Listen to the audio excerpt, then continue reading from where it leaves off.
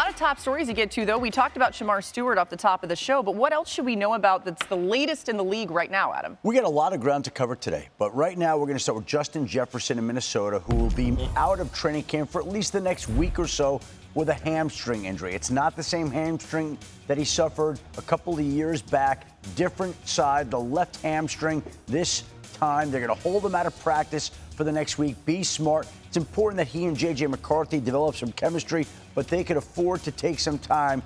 And the most important thing right now is to make sure that Justin Jefferson gets the rest that he needs. Jets quarterback Justin Fields put a scare throughout Mike Greenberg in the New York area on Thursday when he went down with some sort of lower body injury. Well, it just turned out to be a dislocated toe. And he ran out to practice yesterday. And even though he wasn't out there, it feels like he could practice as early as today. Yep. He's not going to miss any time, and Greeny and New York can exhale. Meanwhile, the Washington Commanders continue to wait for Terry McLaurin.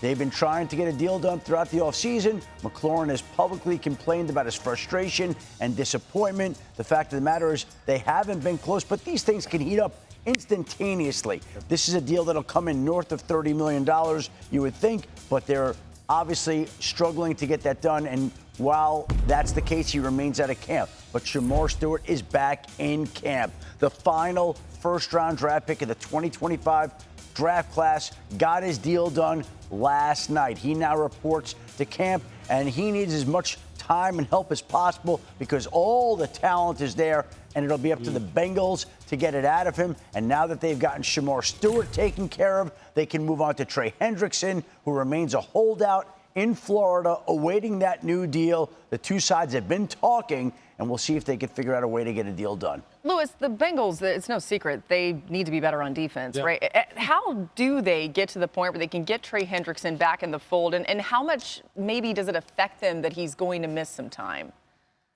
How do they get him back in the fold? Look, I think, to me, I mean, Adam, you tell me what you know as far as like the details of this negotiation. Guaranteed money. It's all about guaranteed money. Right, and that usually is a function of them struggling with the future performance projection, right? So in order for them to say, look, guaranteed at signing, I want this, that means like you're trying to extrapolate, well, what is this production going to look like 2, 3, 4 years down the road? Look, they know better than anyone how he takes care of himself, how he practices, how he rehabs, all that. Me personally, looking at him from the outside in, I wouldn't be worried about a damn thing with Trey Hendrickson. No. Okay? I would be sitting there, I'd be looking at T.J. Watt and going, look, this dude has the same kind of motor as T.J. does. This guy puts in the same kind of time and commitment to his craft as T.J. Watt does, and he has produced for us. He's been a home run for them. A home run for them. So I think for them, it's kind of like, it's almost like saying, hey, listen, without him, who do you think Shemar Stewart's going to look to if he's not there? Who's going to teach him how to be a pro? Who's going to teach Shemar Stewart how to actually rush the passer and not just be a great athlete if he's not there? And now Golden, I mean, who's he turning to now? Yeah. The new defensive coordinator. Who's he looking around? He's looking around going, hey, wait a second. This isn't what I signed up for. You know what I mean? Right. I mean, I know Joe Burrow went to ownership and said, hey, look, I need T and Jamar back, okay? That's great. Joe needs his stuff. If I'm Al Golden right now, I'm like, hey, look, you brought me in here to replace Lou, and you're not going to give me anything? You're not going to give me any bullets in my gun? I mean, you have to understand just how important that position is. You see with the money, just follow the money in the NFL. You see what's happening. And Trey has earned his. Correct me if I'm wrong. No shot he gets traded. That's what they've said. That's what they've said. No shot he gets traded. Not right now. So it's either. Oh, but it could if we get to the season. I think both sides are intent on trying to figure it out. If they haven't figured it out in October and he's still out there, could something happen? Khalil Mack September 1st, a handful of years ago, right? But I can tell you, today, the Bengals are not thinking about a trade. He doesn't come across as a person and a player that's willing to sit 3, 4, 5 weeks into the season. He's dug in right now, though. He's getting a 50 why do you say that? Why do you say that? What would give you that impression? Because to me, it seems just the opposite. Exactly. I spoke to him Monday night. It seems just the opposite. Monday night for 30 minutes. He sounded pretty dug into me. It seems I said, are you prepared to sit? He said, I don't care. If it doesn't come back on my turn, I'm sitting there. I'm not playing. Any idea how far off they are? I'm sorry. Yeah, no, they're off on the guaranteed money. The Bengals The Bengals were at 1 year of guaranteed money. The other top pass rushers all got 3 years of guaranteed money. Right. It's not hard to figure out. Okay, so somehow we got to be at about 2 years of guaranteed money. Yes.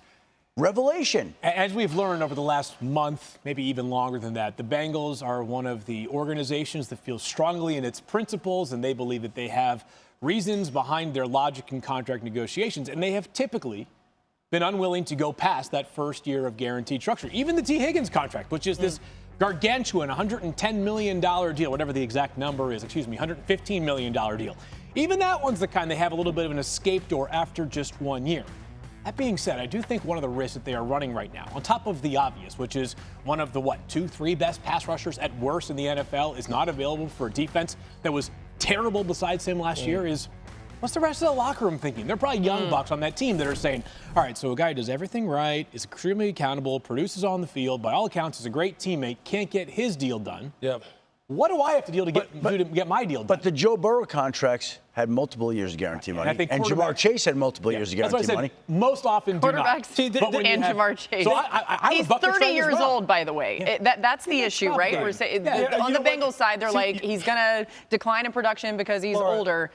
I don't agree. I'm just saying that's. I know you don't. See, that boogeyman 30 number, like, it's so annoying to listen to sometimes because it's just like, it's like before you even get to the actual particulars of the player, it's like 30 years old. Well, you know what we got to do now? Now we got to cut. Come on now. How old is T.J. Watt? Exactly. He's 30 plus. I mean, come on. See, listen, they have no shot without him. Yeah. They have, and they're not going to develop Shamar Stewart the way they want to without him. See, but I think that point and then your perspective is the most interesting part of the conversation. Because from the front office perspective, are you sitting there going and banking on he won't sit out 2, 3, 4 games? Like, we know this guy. We know his character. It's one of the reasons why we would be willing to pay him a certain amount of money. They know. I just wouldn't want, like guys like, to be quite honest with you, Dan, guys like that, I wouldn't be wanting to play that chicken game. I wouldn't want to play that game. I agree. Because to me, it just feels wrong. It's like, you've done everything I've asked you to do. Just do right by the guy. You know, there's always like that point right in the negotiation where you kind of give in something that you didn't want, but you don't give everything. And as a player, right, you get a lot of what you want, but maybe not everything. That's the sweet spot, right? Sure. So since he's got to budge some a little bit here, otherwise your defense is going to stink. It just is. And we've seen what it looked like last year. When you're talking about projecting him sitting out, I want to say it's July 26th. There is so much time between now and then. There is so much time for these two sides to figure out a deal, find a way to get it done, and that would be what I would think would happen at some point. Mike Brown they'll get a deal the done. other day. Yeah. Right. He said these things have a way of working themselves out. Of course they do. I have a feeling this will work itself out, which is kind of like, I have a feeling I'll give in a little bit. I have a feeling I'm going to let this work out. Let's start with our storylines that we're most interested in. Dan, kick us off here as we cross 10 a.m. The Patriots' first 3 picks. I'm obsessed with them. You know, Will Campbell in the first round, the protection for Drake May on the backside, then Travion Henderson in the second round at running back, and then Kyle Williams. I think Kyle Williams has the chance to be as impactful a rookie receiver that we have in the NFL this year. And if those 3 rookies can be big-time players for the Patriots, there's a chance this organization and team are going to make noise a lot sooner than people expect. Yeah, look, for me, it's all about Terry McLaurin. It's all about this situation, this contract situation. Look, Field and I, we were discussing it. Like, where exactly do you try and get him to on an average per year basis? And look, if I'm Terry McLaurin right now, I'm looking at, a guy like Brandon Ayuk, and I'm going, hold on, Brandon Ayuk is right around $30 million per year. He goes, I know I'm as important to my football team as he is to his. I'm damn near a lot more important. So I think that's kind of where you got to get this guy to in order to get him in the camp, because every day that he misses right now, all you're doing is increasing the chances that Jaden has some kind of setback. You've got to have this guy in there. I know we're only in July.